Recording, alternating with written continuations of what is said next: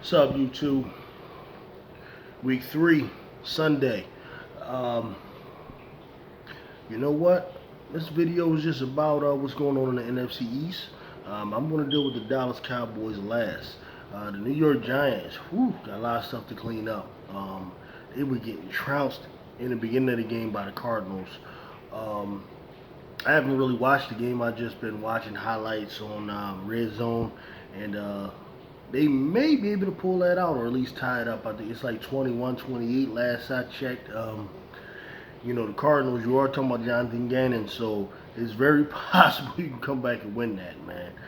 That's like one of the worst defensive coordinators in the league, and he has one of the worst defensive schemes. Unfortunately, it's a scheme that my Philadelphia Eagles seem to like. I don't get it. But I hope one day they wake up to it, man, before it's too late. So, Giants, not good, but they might pull that out.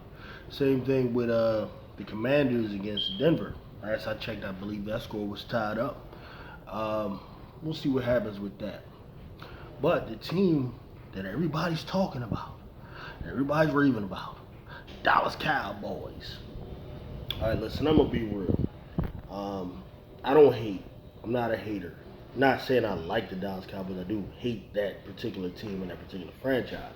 But I'm not a hater to the point where I'm going to be delusional about what I think. I'm not going to be biased or slanted in my analysis. I'm going to give it straight how I see it and what I feel. Okay, today, Dallas Cowboys look good. But this has to be kept in context. They look good against a team that currently constructed is not very good.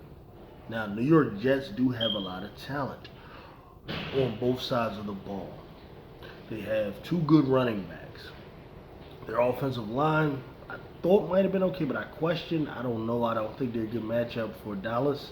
So I got to say their offensive line is mediocre at best.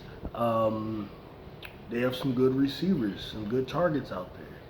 The problem is at quarterback.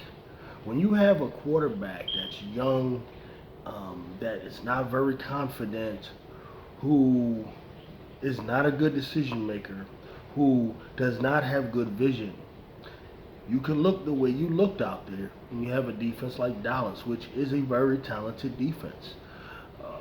I don't know how great their defense is yet because they haven't played a team to challenge them, in my opinion.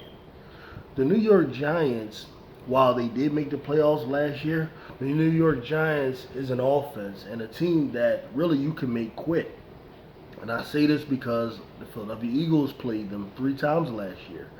Okay, in the first game, week 11, the Eagles beat them like, what was it, 35, 37 or something to like 10, something like that. They might have scored 7 points in that game.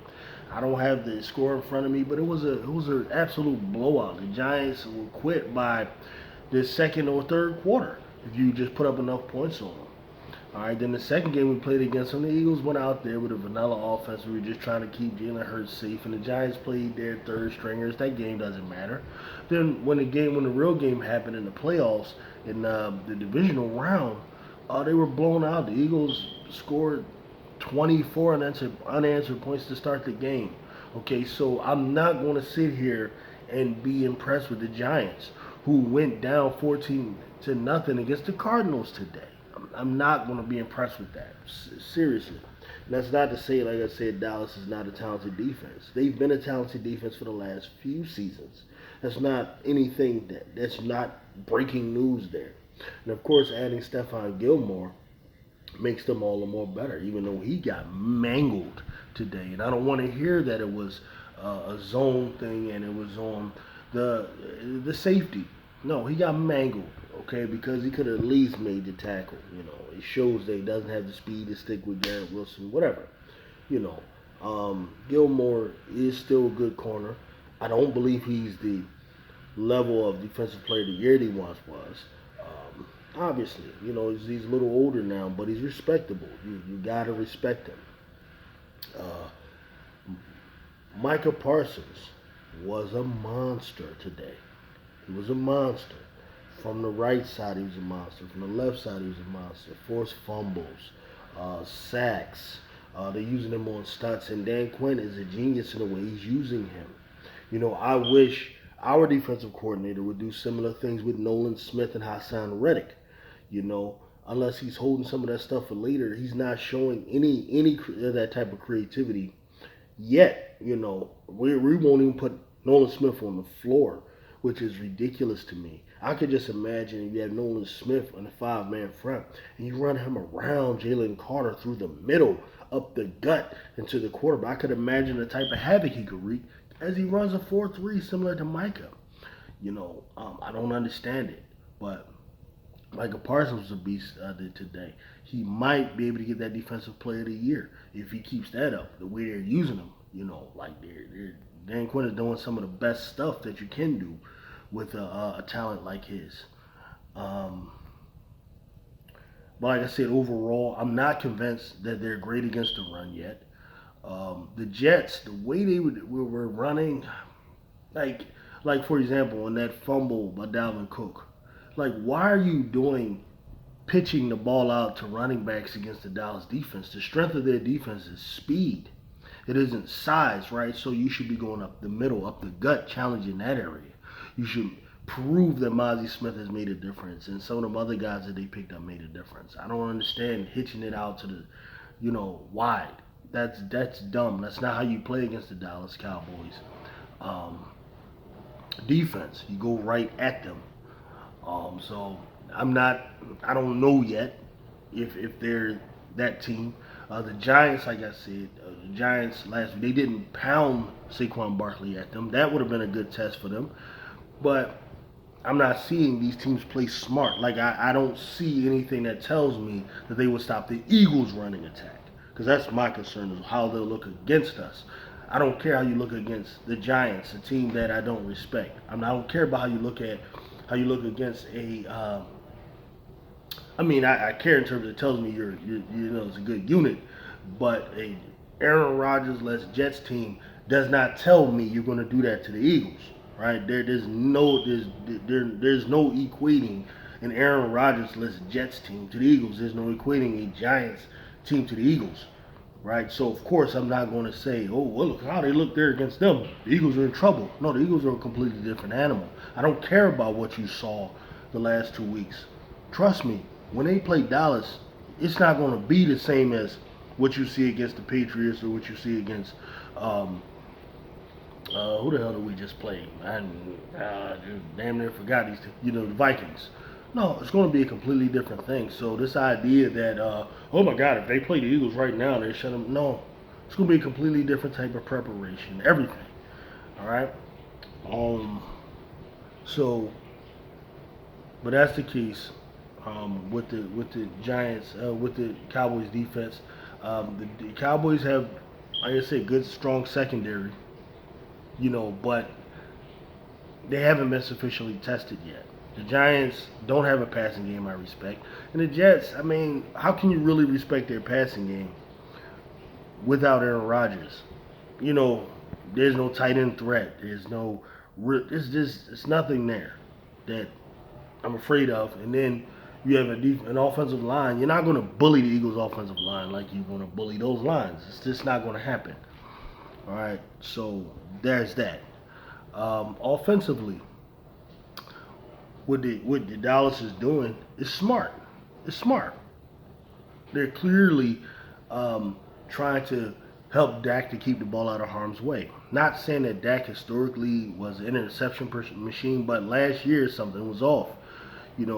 Maybe it has something to do with the offense that he's not able to he's not good at running that type of offense. So what McCarthy may have done was looked back at Dak's earlier years and saw what made him most effective. And this is what people have been saying for years, and I've always seconded that, is that he's best when supported with a strong running game.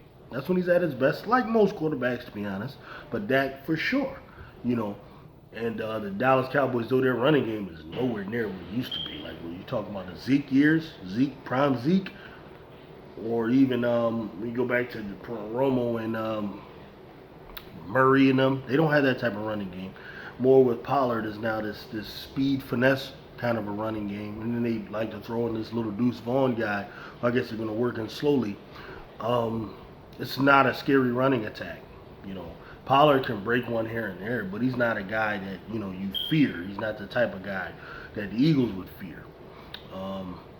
I just don't see them succeeding there with the running game against not against the defense the way it's currently constructed with the Eagles. Jordan Davis and Jalen Carter, especially if the Eagles are smart enough to give them snaps. Like Jordan Davis getting 17 snaps last game just drives me insane. Why they don't give these guys more snaps? Jalen Carter getting a little bit of snaps. All right, so maybe that'll change. Yeah, what they're doing with Dak Prescott is a lot of dinking and dunking. And then the other thing, like I said, I know you guys love Ceedee Lamb. I know you think he's a top receiver, and I get he does have good hands. He's good at catching balls in space and stuff like that. But I can't put him there with either Devontae Smith or AJ Brown until this guy consistently plays on the outside, where we know real cornerbacks are. Like I'm looking today for the matchup between he and Sauce Gardner. Those are one of the matchups you look for when you have a marquee receiver on one team. Ceedee Lamb, they call him a marquee receiver because he has 100 yards, 100 catches last year. And Sauce Gardner, who they're saying Pro Football Focus rating as the best corner in the league. Okay. Now, I'm not blaming Dallas for this. It's more so on the Jets. Why don't the Jets follow Ceedee? This is the problem I have with especially Eagles defense and a lot of defenses. When you go into a game and you're going up against an offense, why don't you take away something? My first plan would be I'm going to take away Ceedee Lamb. And the best way to do that if you're the Jets is to shadow him with Sauce Gardner. Now, if Ceedee Lamb just beats Sauce Gardner, fine. I get it. But really, if you're playing against the Jets and you have a top receiver, all you got to do is take him and put him in the slot or put him on the other side, and Sauce is irrelevant. He's irrelevant. I don't know why more teams don't just do that. And that's what Dallas is doing right now with Ceedee Lamb. But for me, a slot receiver, he can catch 200 balls in a year. He's not on the level of the guys on the outside because the guys on the outside, they're going up against the Sauce Gardners of the league. They're going up against the Surtains and the Jalen Ramseys and all those guys.